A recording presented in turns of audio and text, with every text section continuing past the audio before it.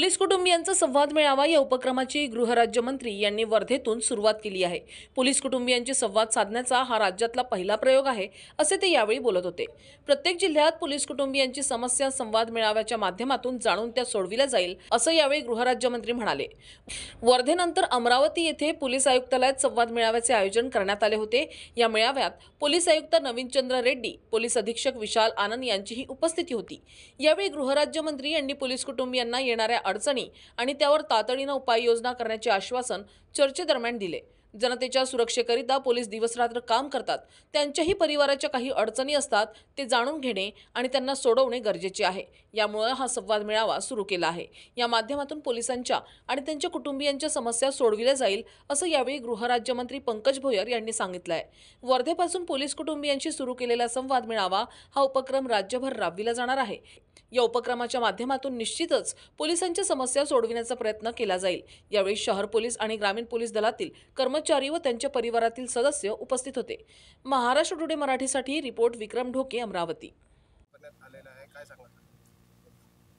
संपूर्ण महाराष्ट्रातल्या जनतेची सुरक्षा करणं हे पोलिसांच्या हातामध्ये असतं आणि अतिशय प्रामाणिकपणे ते आपली ड्युटी त्या ठिकाणी करत असतात। मागच्या 10 वर्षाच्या कार्यकाळामध्ये मान्य देवेंद्रजीच्या नेतृत्वामध्ये महाराष्ट्रामध्ये जितकं घरं पोलिसांना उपलब्ध करून दिली, इतिहासात कधी इतके घरं उपलब्ध करून देण्यात आली नव्हती।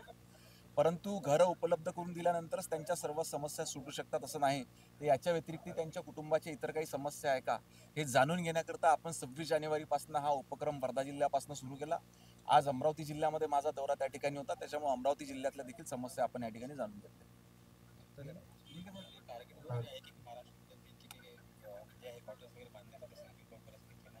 नाही, याच्याकरता महाराष्ट्र पोलीस हाऊसिंग कॉर्पोरेशन हे मागच्या काही वर्षापासून महाराष्ट्रामध्ये कार्यरत आहेत आणि त्यांच्याकडे जे जे प्रस्ताव येतात त्याच्यानंतर जो निधी उपलब्ध असतो प्रायोरिटीनुसार त्याची निवड करून संपूर्ण महाराष्ट्रामध्ये याचं बांधकाम चालतं आहे।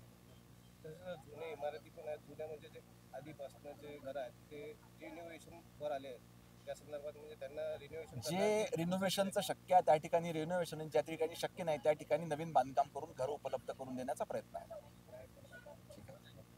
आज या ठिकाणी माननीय गृहराज्यमंत्री भोयर साहेबांनी भेट दिली होती आणि पोलिसांचे कुटुंबीय शहर आणि ग्रामीणमधील यांच्याशी संवाद साधला आणि जे काही अडीअडचणी आहेत विशेष करून निवासस्थानाबद्दल आणि इतर काही शासन स्तरावर जे प्रलंबित आहेत याबद्दल आमच्या अधिकारी कर्मचाऱ्यांनी गृहमंत्री साहेबांना अवगत केलेलं आहे आणि ऑन द स्पॉट काय आहे समस्या याचंसुद्धा साहेबांनी माहिती घेतलेली आहे, आम्ही सुद्धा त्यांना माहिती दिली आहे।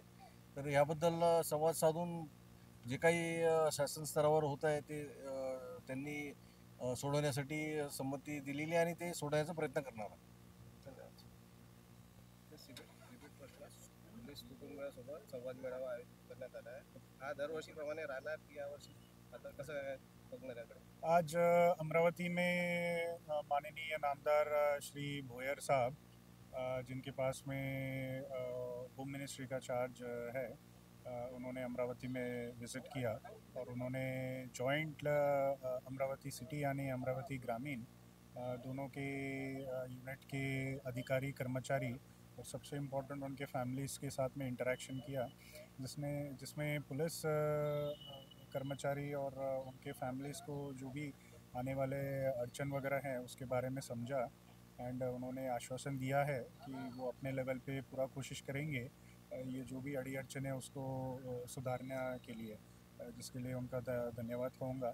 और मंत्री साहब का खुद का कहना था कि ये इनिशिएटिव उन्होंने खुद से अभी 26 जनवरी वर्धा से शुरुआत किया है और शायद अमरावती सेकंड डिस्ट्रिक्ट है उनका, तो मेरा मानना है कि जहाँ पे भी मंत्री साहब विज़िट करेंगे शायद हर जिले में ऐसा कार्यक्रम लेंगे जो कि पूरे महाराष्ट्र पुलिस के लिए भी अच्छी चीज़ है एंड आशा करता हूँ कि वो दोबारा से जल्द से जल्द जो है अमरावती में दोबारा आए और हमारे पुलिस स्टाफ एंड फैमिलीज़ के साथ दोबारा इंटरेक्ट करे एंड मुझे 100% आश्वासन है कि वो इस बीच में ज़रूर हमारे जो अड़चन है उसके लेके ये करेंगे। Thank you. आजच महाराष्ट्र टुडे 24 न्यूजला सबस्क्राईब करा आणि सत्य परिस्थितीचा सविस्तर आढावा पहा।